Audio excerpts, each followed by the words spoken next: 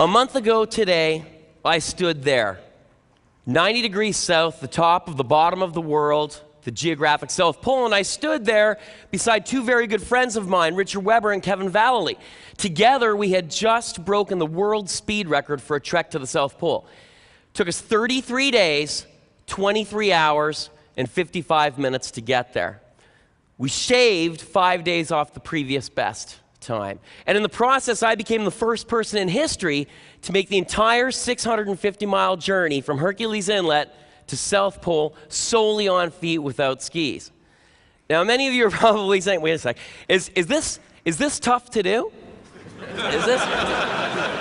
Imagine, if you will, dragging a sled, as you just saw in that video clip, with 170 pounds of gear in it, everything you need to survive. On your Antarctic trek, it's going to be 40 below. Every single day, you'll be in a massive headwind, and at some point, you're going to have to cross these cracks in the ice, these crevasses. Some of them have a very precarious, thin footbridge underneath them that could give way at a moment's notice, taking your sled, you, into the abyss, never to be seen again. The punchline to your journey? Look at the horizon. Yes, it's uphill the entire way because the South Pole is at 10,000 feet, and you're starting at sea level. Our journey, in fact, did not begin at Hercules Inlet, where frozen ocean meets the land of Antarctica. It began a little less than 2 years ago. A couple of buddies of mine and I had finished a 111-day run across the entire Sahara Desert.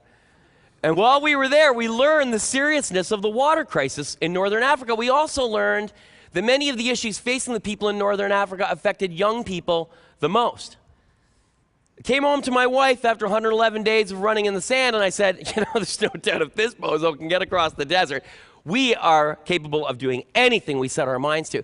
But if I'm going to continue doing these adventures, there has to be a reason for me to do them, beyond just getting there. Around that time, I met an extraordinary human being, Peter Thum, who inspired me with his actions. He's trying to find and solve water issues, the crisis around the world. His dedication inspired me to come up with this expedition, a run to the South Pole, where with an interactive website, I would be able to bring young people, students, and teachers from around the world on board the expedition with me as active members. So we would have a live website that every single day of the 33 days, we would be blogging, telling stories of, you know, depleted ozone, forcing us to cover our faces or we will burn. Crossing miles and miles of sastrugi, frozen ice snowdrifts that could be hip deep. I'm telling you, crossing these things with a 170-pound sled, that sled may as well have weighed 1,700 pounds because that's what it felt like.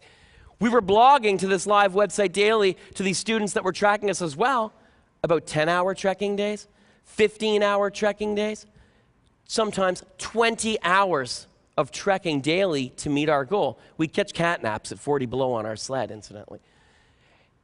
In turn, students, people from around the world would ask us questions. Young people ask the most amazing questions. One of my favorite. It's 40 below. You got to go to the bathroom. Where are you going to go and how are you going to do it? I'm not going to answer that, but I will answer some of the more popular questions. Where do you sleep? We slept in a tent that was very low to the ground because the winds on Antarctica were so extreme it would blow anything else away. What do you eat? One of my favorite dishes on expedition, butter and bacon. It's about 1 million calories. We were burning about 8,500 a day, so we needed it. How many batteries do you carry for all the equipment you have? Virtually none. All of our equipment, including film equipment, was charged by the sun. And do you get along?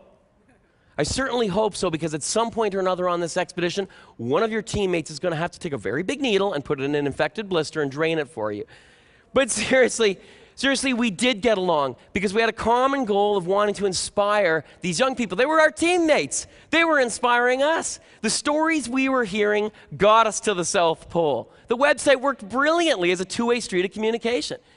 Young people in northern Canada, kids in an elementary school, dragging sleds across the schoolyard pretending they were Richard, Ray, and Kevin. Amazing. We arrived at the South Pole.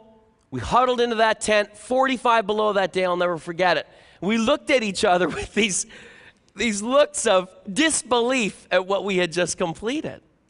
And I remember looking at the guys thinking, what do I take from this journey? You know, seriously. That I'm this uber endurance guy? As I stand here today talking to you guys, I've been running for the grand sum of 5 years. And a year before that, I was a pack-a-day smoker, living a very sedentary lifestyle. What I take from this journey, from my journeys, is that in fact, within every fiber of my belief standing here, I know that we can make the impossible possible. I'm learning this at 40. Can you imagine? Seriously, can you imagine? I'm learning this at 40 years of age. Imagine being 13 years old, hearing those words and believing it. Thank you very much. Thank you.